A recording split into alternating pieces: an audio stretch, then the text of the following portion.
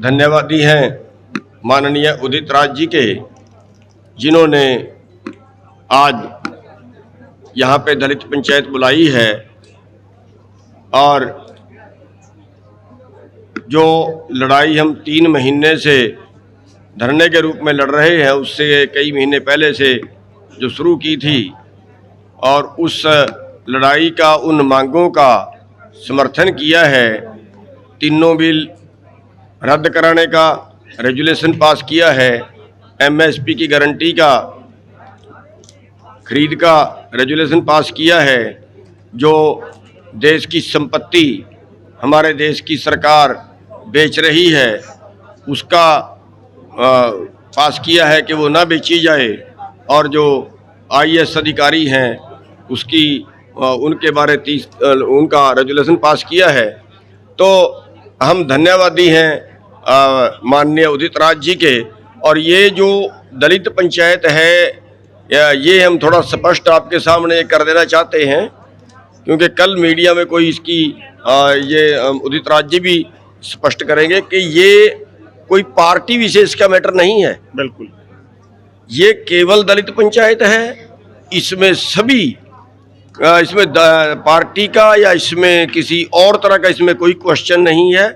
ये केवल दलित पंचायत है, और देश को बचाने के लिए जो है हम आगे से सब इकट्ठे होके स्वर्ण के और जो दलित है उसके भेदभाव को मिटा के हम आगे बढ़ेंगे, इस आंदोलन को आगे बढ़ाएंगे। और हमने भी एक अनुरोध सभी से किया है, और आपके चैनलों के माध्यम से भी हम अनुरोध करेंगे कि जितने भी हमारे स्वर्ण भाई हैं वो अपने अपने घरों में बाबा साहेब अम्बेडकर जी की फोटो लगाएं, तस्वीर लगाएं, और जो हमारे दलित भाई हैं वो अपने अपने घरों में सर छोटू राम जी की तस्वीर लगाएं, क्योंकि दोनों नेता एक प्रतीक हैं शोषण के विरुद्ध लड़ने के।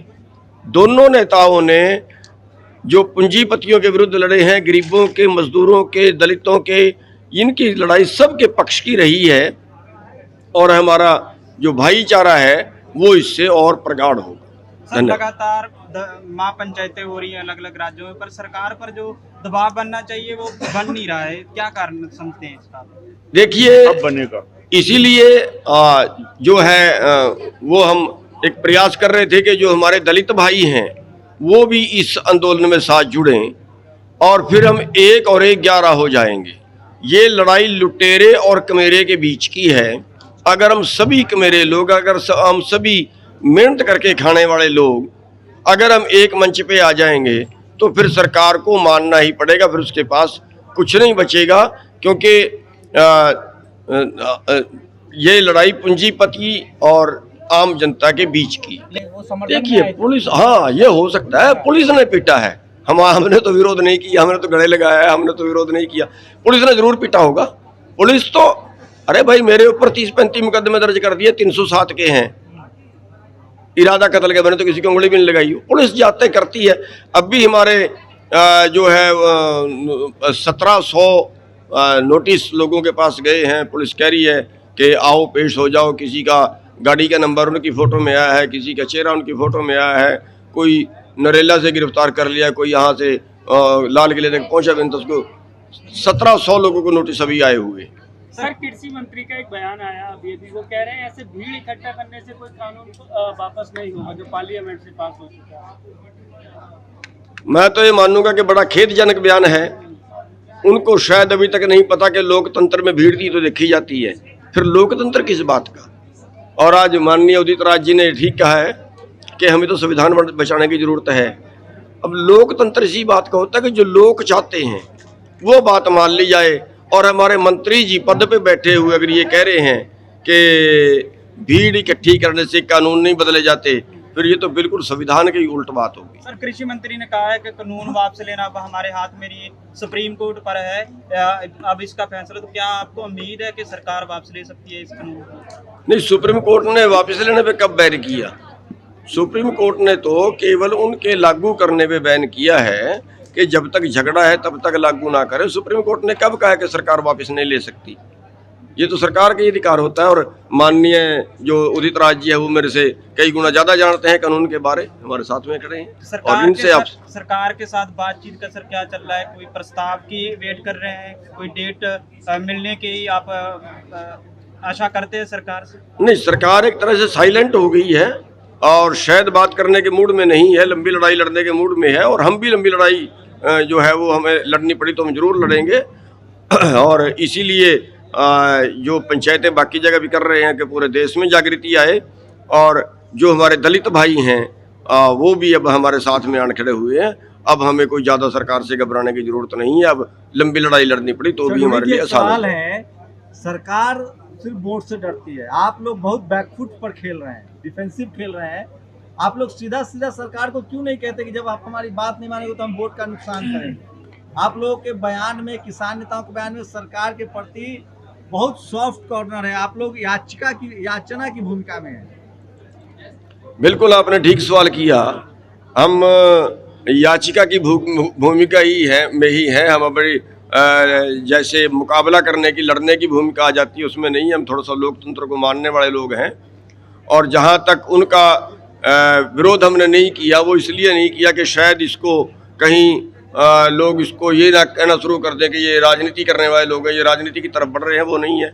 हाँ, लेकिन हाँ, पश्चिमी बंगाल में अब चुनाव आएगा। पश्चिमी बंगाल में हम सब जरूर जाएंगे और पश्चिमी बंगाल में जाके वहाँ हम लोगों से अपील करेंगे कि इस देश को बचाने के लिए आप वोट किसी को भी डालिए, जो भी जीत सकता है, जो भी बीजेपी को हरा सकता है उसको वोट डालिए, और केवल बीजेपी को न डालिए। और यहाँ की भी हम आपको बता दें, हमने खूब अपील की है। आपने मेरे तो भाषणों में हर जगह सुना होगा कि हमने बार बार अपील की है कि जो भी भाई इस आंदोलन में सहयोग ना करे और कल वो किसी भी चुनाव में खड़ जाए, पंचायत मेंबर से लेके एमपी तक के किसी भी चुनाव में खड़ जाए, उसको वोट नहीं करना, बाकी किसी को कर दें। सर, आज ऐसे बहुजन महापंचायत हुई है तो जो उसमें प्रस्ताव पास किया गया कि लेटर एंट्री और निजीकरण का, क्या संयुक्त किसान मोर्चा इस मांगों को उठा सकता है भविष्य में?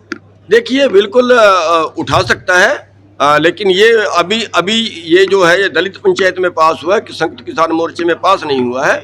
लेकिन जो हमारे दलित भाइयों की मांगे होंगी हम उनके साथ भी कंधे से कंधा मिला के काम करेंगे। दलित महापंचायत हुई है, क्या ऐसा प्रस्ताव आपको किसी और समाज और वर्ग से मिला है? इस तरीके का आपको समर्थन दे और उनके मुद्दों के लिए आपको समर्थन? देखिए, ज़्यादा तो जो गिनती है यहाँ दोनों वर्गों की है।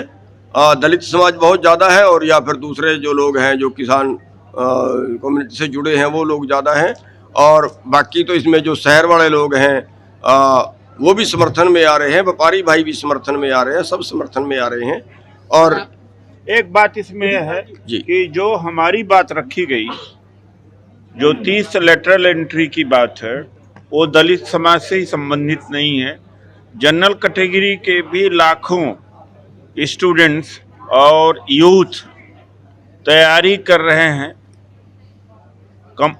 आईएएस की, वो भी तो वंचित हो जाएंगे। और ये जो 30 आईएएस आएंगे, लगभग 300 नए आईएएस या फ्रेश आईएएस के बराबर होंगे। इनकी भर्ती सीधे जॉइंट सेक्रेटरी लेवल पे हो रही है। जॉइंट सेक्रेटरी लेवल का एक आईएएस ऑफिसर पूरे विभाग को चलाता है। 10 आईएएस जो नए या फ्रेश ऑफिसर होते हैं उनके बराबर प्रभाव होता है। इससे तो सामान्य वर्ग के लोग प्रभावित होंगे, SC ST OBC का रिजर्वेशन तो खत्म होगा ही। तो इसलिए यह ना कहा जाए कि ये दलित से ही जुड़ा हुआ है। दूसरी बात है कि निजीकरण के खिलाफ तो लड़ाई लड़ी रहे अडानी अंबानी, ये जो APMC का निजीकरण हो रहा है, तो यही लड़ाई तो हमारी भी है। और तीसरी है कि नौकरी लोगों को मिले। जब सारा बिक जाएगा तो नौकरी कौन देगा? कोई भी लाला, कोई भी corporate house artificial intelligence machine के जरिए, रोबोट के जरिए, कंप्यूटर के जरिए उत्पादन करेगा, वो रोजगार तो नहीं देगा। ये सार्वजनिक कंपनियां और सरकारी विभाग ही है, हर वर्ग को देते हैं। तो इनकी जो मांगे हैं वो बिल्कुल हमारी मांगों से मिलती हैं।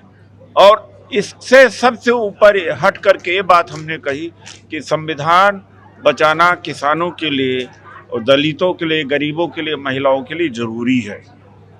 Okay, thank you sir. ये बंगाल में कितना असर पड़ेगा दलित महापंचायत से? अब आप इनसे सवाल करें।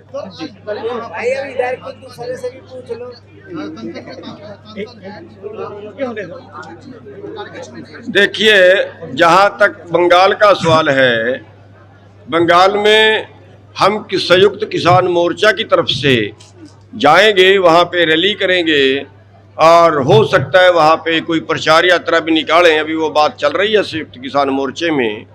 और हमारा वहाँ पे आग्रह ये रहेगा कि बीजेपी को, देश हित में बीजेपी को हराएं।